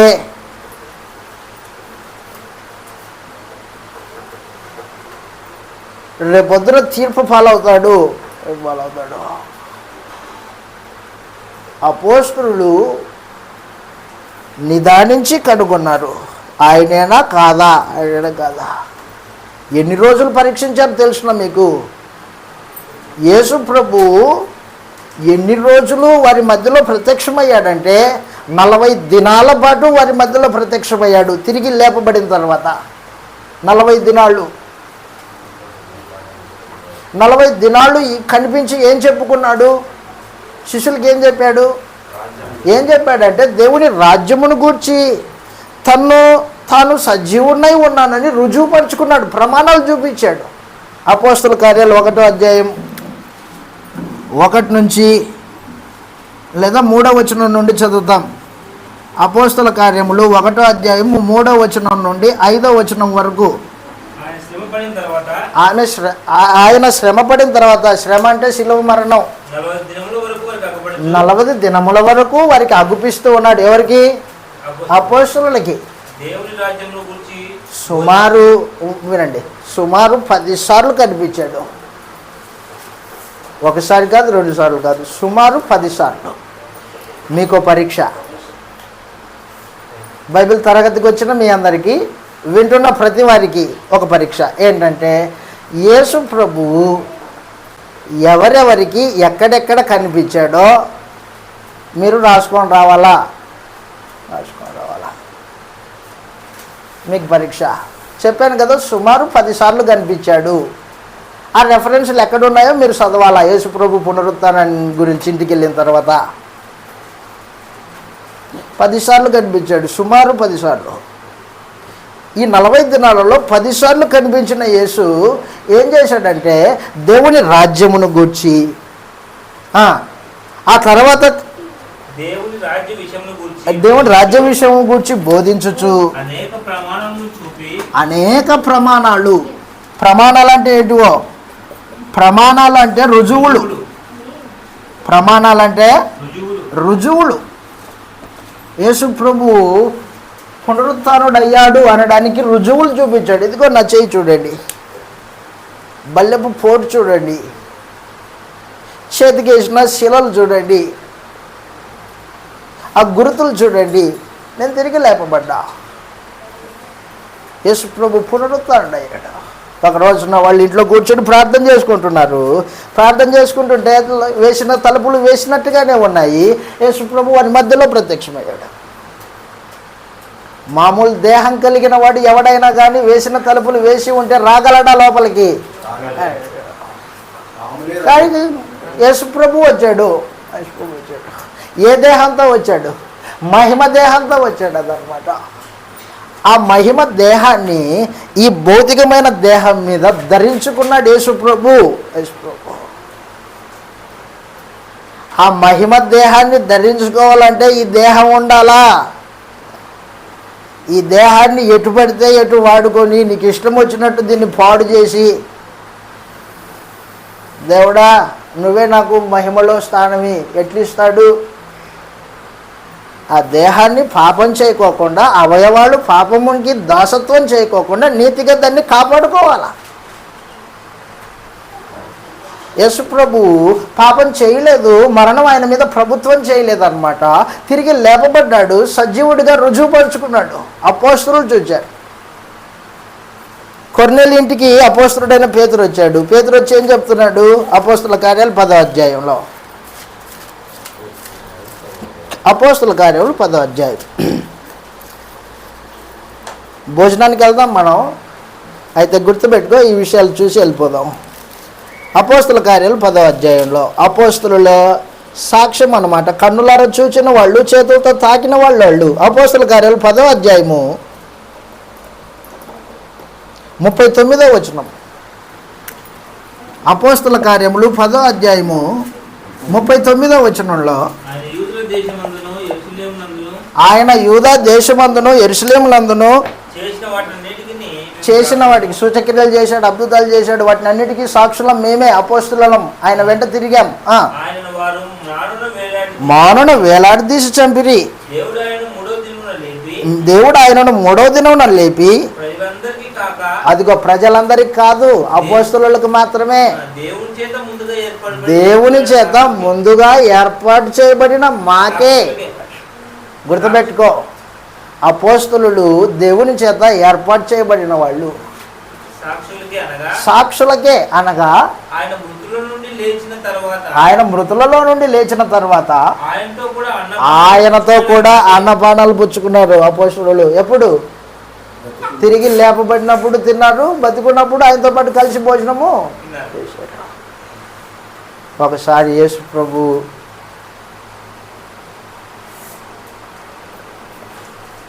వాళ్ళు చేపలు పట్టుకోవడానికి పోయారు అపోస్తులు. పేతురు చేపలు పట్టుకోవడానికి పోయాడు, ఆయనతో పాటు మిగతా అపోస్తులు కూడా చేపలు పట్టుకోవడానికి పోయారు. పోతే వాళ్ళు చేపలు పట్టుకోవడానికి పోతే యేసు ప్రభు ప్రత్యక్షమై చిన్నలారా వల అటువైపు వేయండి అన్నాడు. వల అటువైపు వేయండి అనగానే విస్తారమైన చేపలు పడ్డాయి. చేపలు పడగానే యోహాను ఉన్నాడే, యోహాను ఏం చేశాడంటే ఆయన ప్రభు సుమి అన్నాడు. అనగానే పేతురు పైవస్త్రము లేదు, అలాగే దూకి ఒడ్డుకొచ్చేసాడు ఈదుకుంటా. యేసుప్రభుని చూడాలా, తిరిగి లేపబడ్డాడు. వాళ్ళు వచ్చేలోగానే యేసుప్రభు అక్కడ చేపలని కాల్చుతున్నాడు. ఆ చేపలు వారికి తినిపించాడు, తిన్నారు. వాళ్ళు కలిసి భోంచేశారు. గుర్తుపెట్టుకో, క్రీస్తు ప్రభు పునరుద్ధరణానికి ప్రత్యక్ష సాక్షులు, అనుభవముతో కూడిన సాక్ష్యము అపోస్తలుల సాక్ష్యము. ప్రజలందరికీ కాక, అందరికి కాదు సుమా, మరియకే లేదు ఆ రోజున. ఆ మాటకొస్తే చూసిందే కానీ తాకడానికి అవకాశం లేదు. ఎవరు తాకాలి? అపోస్తలులు మాత్రమే. ఎవరు భోజించాలి ఆయనతో? వాళ్ళు మాత్రమే. కాబట్టి అపోస్తలుల సాక్ష్యము క్రీస్తు ప్రభు పునరుద్ధరణం గురించి తేటగా వినిపించబడింది. సువార్త నమ్మువాడికి రక్షించే శక్తి అపోస్తలుల బోధలో ఉంది. అందుకనే నీకు పదే నేను మాట్లాడుతాను, అపోస్తలుల బోధలో ఉన్నాయా ఏదైనా కానీ. ఈరోజున భస్మ బుధవారం అని చేశారు, మొన్న లెంటి డేస్ అని, ఇప్పుడు శ్రమల దినాన్ని పాటిస్తున్నారు. ఎవడు పెట్టాడు ఇవన్నీ? అపోస్తలులు ఏర్పాటు చేశారా? అపోస్తలులు చేశారా? ప్రభు చేశాడా? యేసు ప్రభువు తను సిలువ వేయడానికి ముందటి రోజు 40 దినాలు ఉపవాసం ఉన్నాడా? మాంసం తిన్నాడే. సిలువ వేయబడడానికి ముందటి రోజు మాంసం తిన్నాడు ప్రభు అయిన యేసు, ఉపవాసం కాదు. మరి ఎవరు చెప్పారు నీకు ఉపవాసం ఉండవని, లెంట్ డేస్ పాటించమని? శ్రమ దినాలంట, దుఃఖ దినాలంట. రోమన్ క్యాథలిక్స్ 365లో, క్రీస్తు శకం 365లో రోమన్ క్యాథలిక్స్ ఏర్పాటు చేసిన దినాలు ఇవి. మనుషుల యొక్క కట్టడలు అన్నమాట. అవి అపోస్తలులు చేసింది కాదు. ఈ పండుగలు పబ్బాలు మనుషులు ఏర్పాటు చేసుకున్న పండుగలే. కాబట్టి గుర్తుపెట్టుకో, అపోస్తలుల బోధలో లేనిది నువ్వు ఏం చేసినా దేవునికి వ్యతిరేకమైంది. అది దేవునికి వ్యతిరేకమైంది చేసి దేవుని వలన దీవెన పొందాలి అనుకోవడం నీ మూర్ఖత్వం. అపోస్తలులు చేయనిది నువ్వు చేసి దేవుని వలన ఆశీర్వాదం పొందాలనుకుంటున్నావే, నీ మూర్ఖ స్వభావం, అది నీ బుద్ధిహీనత. కాబట్టి దయతో గుర్తుపెట్టుకో, అపోస్తలుల యొక్క సాక్ష్యమే స్థిరమైంది. అందుకే చెప్పాడు, ఎవడైనా మేము ప్రకటించిన సువార్త కాకోకుండా వేరొక సువార్త దేవదూత వచ్చి చెప్పినా నువ్వు వినకండి. ఎందుకు వినొద్దు? మేము ప్రకటించింది కాక ఎవడైనా చెబితే వాడు శాపగ్రస్తుడు. ప్రకటించేవాడే శాపగ్రస్తుడు అయితే వినవాడు మరింత శాపగ్రస్తుడే, వాడు శాపగ్రస్తుడే. కాబట్టి ఈరోజున అపోస్తలుల బోధ కాకోకుండా పలు రకాల బోధలు చేయబడుతున్నాయి. యేసుప్రభుని నమ్ముకో, నీ ఇల్లు వృద్ధి పొందుతుంది. యేసుప్రభుని నమ్ముకో, నీకు ఉద్యోగం వస్తుంది, నీ బిడ్డలు బాగుపడతారు. అపోస్తలుల బోధ కాదు ఇది. అపోస్తలులు ఏం బోధించారంటే, ఇదిగో క్రీస్తు ప్రభు యొక్క పునరుత్థానం గురించి బోధించారు. వాళ్ళు దేవుడు యేసును మృతులలో నుండి లేపి దావీదు సింహాసనం మీద కూర్చుండబెట్టి సమస్తం పైన ఆధిపత్యం అనుగ్రహించాడు. చెప్తున్నాడు అక్కడ 10వ అధ్యాయం 39వ వచనంలో, అపోస్తల కార్యాలు 10వ అధ్యాయం 39వ వచనంలో, ఆయన యూదులకును యూదా దేశమందు యెరూషలేములందును మేము సాక్షులము. మానున వేలాడదీసి చంపిరి. దేవుడు ఆయన 3వ దినంలో లేపి ప్రజలందరికీ కాక సాక్షులకే, అనగా లేచిన తర్వాత, మృతులలో నుండి లేచిన తర్వాత మాతో అన్నపానములు పుచ్చుకున్నాడు యేసు ప్రభు. మాకే కనబడినట్లు అనుగ్రహించును. ఇదిగాక న్యాయాధిపతిగా నియమించిన వాడు ఈయనే అని దృఢ సాక్ష్యం ఇవ్వవలనని మాకు ఆజ్ఞాపించెను. ఆయన యందు విశ్వాసముంచు వాడెవడో వాడు ఆయన నామమూలముగా పాపక్షమాపణ పొందుననియు అదన్నమాట. కాబట్టి క్రీస్తు ప్రభు యొక్క పునరుత్థానము అపోస్తలుల యొక్క సాక్ష్యమై ఉంది. అపోస్తలుల మాటల మీద నీ విశ్వాసం కట్టుకోవాలా. అపోస్తలులు వేసిన పునాది మీద నీ జీవితం కట్టబడాలా. అపోస్తలులు ఏం చెప్పారో దాన్ని జరిగించడం వలన నీవు పరలోకం వెళ్ళడానికి అవకాశం ఉంటుంది. నీకు ఇష్టం వచ్చినట్టు చేసుకుంటూ భక్తి చేసుకుంటుంటే నాకు పరలోకం ఇష్టం వెళ్ళి చచ్చిపోయిన తర్వాత ఎవరు చెప్పారు నీకు ఇష్టాలని? కొర్నేలి గుర్తుపెట్టుకో. నీవు నీ ఇంటిల్లి పది అంతా భక్తి చేస్తున్నమాట వాస్తవమే. అయితే నువ్వు అపోస్తలుల బోధ వింటే రక్షింపబడతావు. పేతురుని పిలిపించుకో అంటే అప్పుడు పేతురు వచ్చి కొర్నేలి ఇంట్లో ఉన్న మనుషులందరికీ వాక్యం చెప్పి ఏం చెప్పాడు వాక్యము? ఇదిగో సజీవులకును మృతులకును తీర్పు తీర్చువాడు న్యాయాధిపతి ఎవరు? యేసే. యేసు న్యాయాధిపతి. మృతులలో నుండి లేపబడ్డాడు, రాజయ్య ఉన్నాడు. కాబట్టి ఆ రోజున సువార్త ప్రకటింపబడింది. యేసు దేవుని కుమారుడనే సువార్త ప్రకటింపబడింది.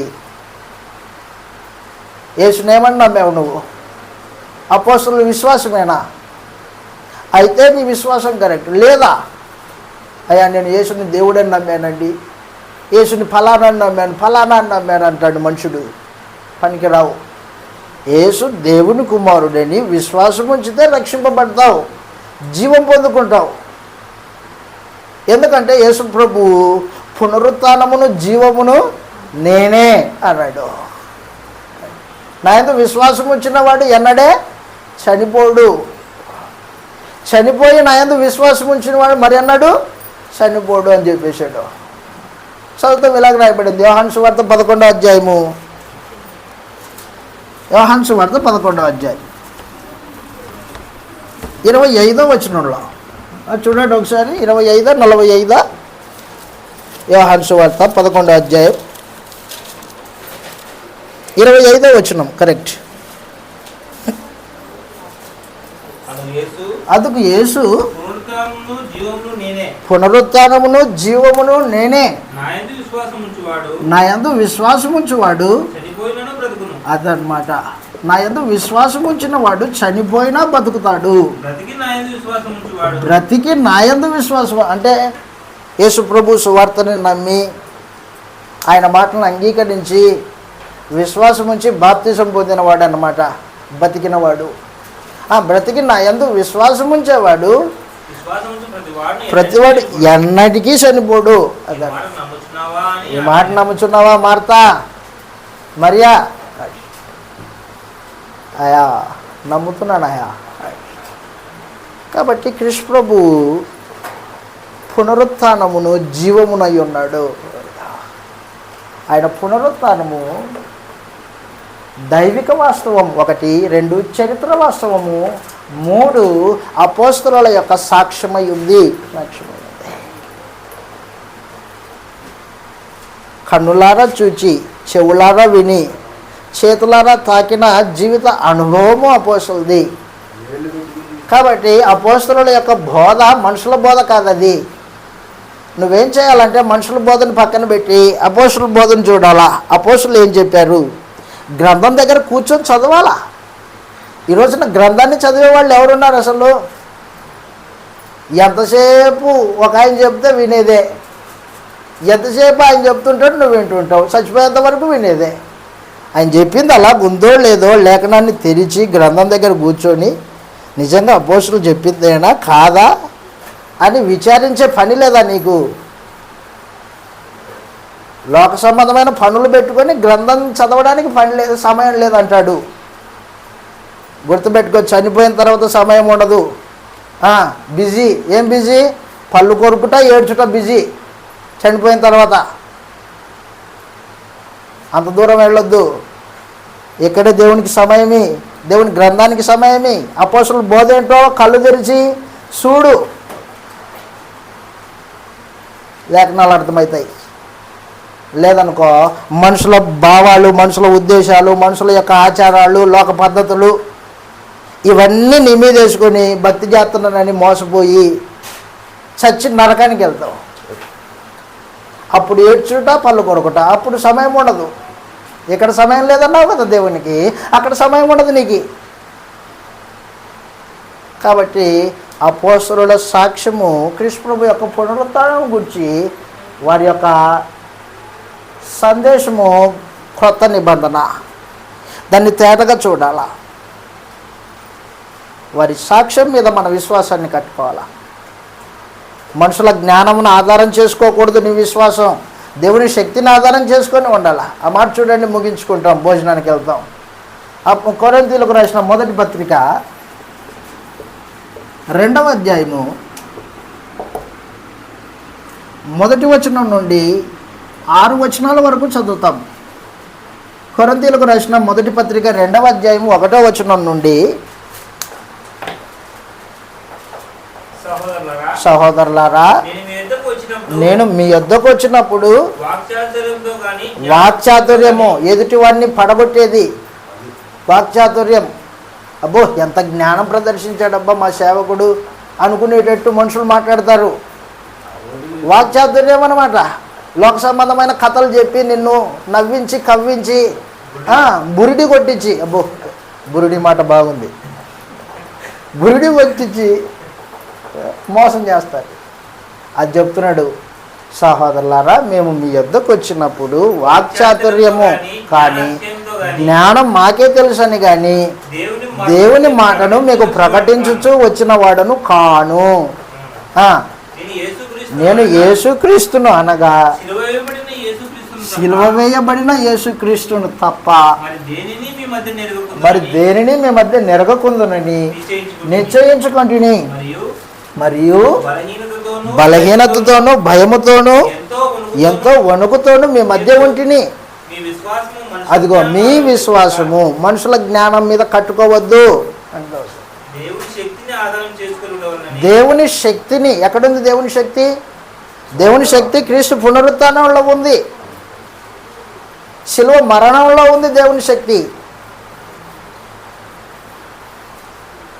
చనిపోయిన యేసును దేవుడు మృతులలో నుండి లేపాడు. దేవుని శక్తి యేసు ప్రభుని తిరిగి లేపింది. చనిపోయిన వాడిని తిరిగి లేపడంలో శక్తి లేదా? శక్తి ఉంది.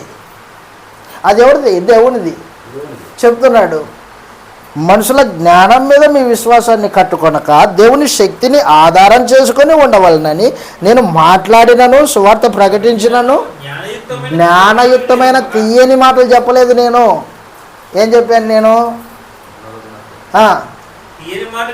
వినియోగింపక పరిశుద్ధాత్మయు దేవుని శక్తియు కనపరచు దృష్టాంతాలు, ఉదాహరణలు, లేఖనాల్లో నుంచే ఉదాహరణలు చెప్పాలి.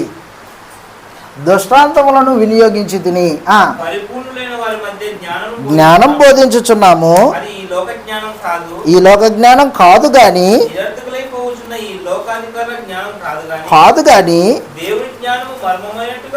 అదనమాట. ఆ మర్మము అనాదిలోనే మరుగై ఉండెను. అదిగో జగదుత్పత్తికి ముందుగానే భూమి నిర్మాణం చేయబడక మునిపే దేవుడు దీనిని మన మహిమ నిమిత్తము నియమించాడు. ఎవరికి తెలియదు అది లోక అధికారులలో. అదన్నమాట. కాబట్టి అపోస్తలులు యేసు ప్రభు యొక్క పునరుత్థానానికి సాక్షులు. వారి మాటల యందు మన విశ్వాసాన్ని కట్టుకోవాలి. కానీ మనుషుల మాటలో, లోక సంబంధమైన ఆచారాల్లో, లోక సంబంధమైన పద్ధతిలో, అదిగో ఆ క్యాథలిక్స్ వాళ్ళు ఏర్పాటు చేసిన మతలో ఆచారాల్లో వీటిని మనం విశ్వాసాన్ని కట్టుకోకూడదు. ఏమైపోతాం? కట్టుకుంటే నాశనం అయిపోతాం, నరకానికి వెళ్ళిపోతాం. కాబట్టి మనం ఏం చేసినా, మనం ఏం నమ్మినా అది అపోస్తలుల యొక్క విశ్వాసమై ఉండాలి, అపోస్తలుల యొక్క చర్యలై ఉండాలి, క్రియలై ఉండాలి. ఈ రోజున సువార్త ప్రకటించడానికి, సంఘం క్షేమాభివృద్ధి పొందడానికి బైబిల్ తరగతి ఎవరు నిర్వహించారు? అపోస్తలుడైన పౌలు తురన్ను అను పాఠశాలలో ఎఫెసు పట్టణంలో బైబిల్ తర్ఫీదునిచ్చాడు. యవనస్తులకి బైబిల్ తర్ఫీదు ఇచ్చాడు. కాబట్టి ఒక కార్యక్రమం జరుగుతుందంటే దాని వెనకాల అపోస్తలుల బోధ ఉండాలి.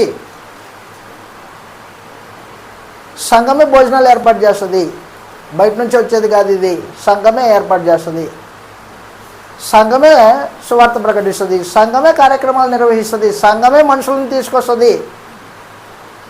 అపోస్తలుల బోధ. కాబట్టి గుర్తుపెట్టుకో, ఏది చేసినా అది లేఖనానికి అపోస్తలులు చేసినట్టుగా చేస్తేనే రేపొద్దున మనం వాటితో పాటు నిత్య జీవాన్ని పొందుకుంటాం. లేకపోతే లేదు. అయ్యా మా పాస్టర్ గారు ఇంత గొప్పోడు, ఆయన ఇంత గొప్పోడు, ఈయన ఇంత గొప్పోడు, నీ గొప్పతనాలు అక్కడ పనికిరావు. ఉంటే నువ్వు గొప్పగా ఉంటే చూడు, భోజనం పెట్టు, వస్త్రాలు ఇస్తావా అంతేగాని గుర్తుపెట్టుకో, వారి మాటలు అపోస్తలుల బోధకి విరోధంగా ఉంటే, అతన్ని ఇంటికి చేర్చుకుంటే ఏమైపోతావు? వాడు చేసిన దుష్టక్రియల్లో నీకు పాలి భాగస్వామ్యం ఇస్తాడు దేవుడు. నీ భక్తి వ్యర్థం. కాబట్టి ఏది పడితే ఏది అపోస్తలుల బోధ కాదు. వారి సాక్ష్యము క్రీస్తు ప్రభు యొక్క పునరుద్ధానం, వారి బోధలో మన విశ్వాసాన్ని కట్టుకోవాలా. గలతీ పత్రిక 1వ అధ్యాయము 6వ వచనంలో, గలతీలకు రాసిన పత్రిక 1వ అధ్యాయం 6వ వచనంలో ఈ మాట రాయబడింది. క్రీస్తు కృపను బట్టి మిమ్మల్ని పిలిచిన వాడిని విడిచి భిన్నమైన సువార్త. ఏ సువార్త అది? భిన్నమైన సువార్త. ఏంటి భిన్నమైన సువార్త? యేసు ప్రభువుని నమ్ముకో, నీ రోగం పోతుంది. ఈ కొబ్బరి నూనె రాసుకో, నీ రోగాలు పోతాయి. అబద్ధం. భిన్నమైన సువార్త. యేసు ప్రభువుని నమ్ముకో, చర్చికి ఇంత డబ్బులు, నీకు ఉద్యోగం వస్తుంది, ఇసుక తీసుకురా, ఇంటికి కట్టు. కాబట్టి మనుషులు భిన్నమైన సువార్త అన్నమాట అది. కాబట్టి గుర్తుపెట్టుకో, మేము ప్రకటించిన సువార్త కాక భిన్నమైన సువార్త మేమైనను పరలోకం నుండి వచ్చిన ఒక దూత అయినను ప్రకటించిన ఎడల అది శాపగ్రస్తమైనది. శాపగ్రస్తమైనది అనే ఆ మాటకు అర్థము నరకపాత్రుడని. నరకపాత్రుడు. కాబట్టి క్రీస్తు ప్రభు యొక్క పునరుత్థానానికి అపోస్తలులు సాక్షులు. అది చరిత్ర వాస్తవం. దాని మీద నీ విశ్వాసాన్ని కట్టుకోవాలి. మరో మాట గుర్తుపెట్టుకో, మన పాపాలు క్షమింపబడాలన్నా, మన పాపాలు నిలిచి ఉండాలన్నా అపోస్తలుల బోధ యందలి విశ్వాసం మీదనే ఆధారపడి ఉంది.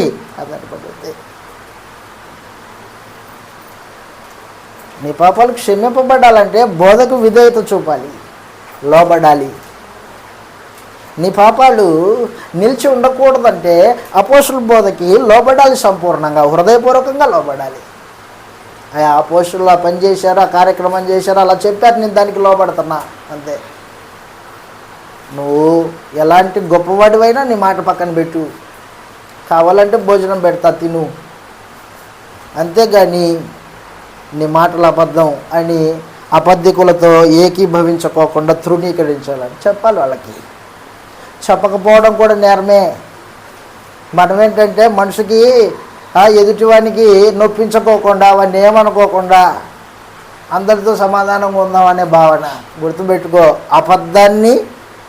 అబద్ధమని చెప్పకపోవడం కూడా పాపమే. దొంగతనం ఎంత పాపమో, దొంగని దొంగ అని చెప్పకపోయినా పాపమే. కాబట్టి గుర్తుపెట్టుకో. కాబట్టి కృష్ణ ప్రభు యొక్క పునరుత్థానము అది దైవిక వాస్తవం, ప్రవచనానుసారం. అది 3 అది చరిత్ర వాస్తవం. 4 అపోస్తలుల యొక్క సాక్ష్యమై ఉన్నది అనేది మనం ఇంతసేపు గ్రంథం నుంచి లేఖనాలని ఆలోచన చేశాం. అపోస్తలుల బోధకు విరుద్ధమైన విశ్వాసము సువార్త, అది శాపగ్రస్తమైన సువార్త, శాపగ్రస్తమైన విశ్వాసము. మరలా భోజనం చేసుకొని కృష్ణ ప్రభు యొక్క పునరుత్థానం యొక్క ఫలితాలు మనం కూర్చొని నేర్చుకుంటాం. కృష్ణ ప్రభు యొక్క పునరుత్థాన ఫలితాలు, ఆ తర్వాత అపోస్తలులలో తెచ్చిన మార్పులు, నీ జీవితంలో వచ్చిన మార్పులు ఏంటి అనేది మనం ప్రశ్నించుకొని మనం ఈ కార్యక్రమాన్ని ముగించుకోబోతాం. ప్రార్థన చేసుకొని ముగించుకుంటాం. భోజనానికి వెళ్దాం. ప్రార్థన. కరుణా సంపన్నుడు వగు మా ప్రియ తండ్రి, పరిశుద్ధుడు అయిన మా దేవ, మహాప్రేమ కలిగిన తండ్రి, మీ కృతజ్ఞతలు స్తోత్రములు నాయన. దయతో మమ్మల్ని కనికరించి మీ వాక్యమును ధ్యానించడానికి నాయన, అపోస్తలుల యొక్క సాక్ష్యము నమ్మదగింది, జగత్తు పునాది వేయబడక మునిపే మీరు నిర్ణయించింది అని మేము గుర్తించి నాయన, దాని యందు మా విశ్వాసాన్ని కట్టుకొని మనుషులని సంతోషపెట్టువారం కాకుండా నాయన, మిమ్మల్ని సంతోషపెట్టువారమై ఉండడానికి దయ చూపించండి. భూమి మీద మా ప్రభువు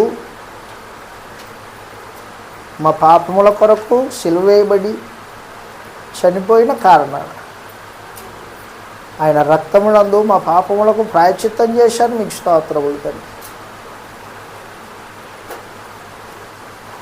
సిలువ సందేశాన్ని అపోస్తలులకు అప్పగించి అపోస్తలుల ద్వారా లోకానికి వినిపింపజేసేటట్లు ఏర్పాట్లు చేశారు. మొదటి శతాబ్దం నుండి నేటి వరకు నాయన సువార్త వ్యాపించుతూ ఉంది. అందుకే మీకు స్తోత్రాలు. మమ్మల్ని సువార్త ద్వారా పిలిచి కృష్ణ ప్రభు సంఘముగా ఉండడానికి దయ ఉంచారు. మీకు స్తోత్రాలు. మా ప్రభు యొక్క పునరుత్థానము దైవికమైన వాస్తవమని, ప్రవచన సారమని, చరిత్ర వాస్తవమని మేము గుర్తించాము తండ్రి. అపోస్తలుల యొక్క సాక్ష్యమై ఉందని గుర్తించాము ఆయన. అపోస్తలుల యొక్క విశ్వాసం మేమును కలిగి నిత్య జీవం కొరకు నిరీక్షణ కలిగి బతకడానికి సహాయం అనుగ్రహించండి. సుఖభోగాల కోసం పాటుపడక నాయన, ఉన్నవాటితో సంతృప్తి చెందుతూ మీ అందరి విశ్వాసము, మీ కుమారుని అందరి విశ్వాసం కలిగి నడుచుకొనడానికి సహాయం అనుగ్రహించండి.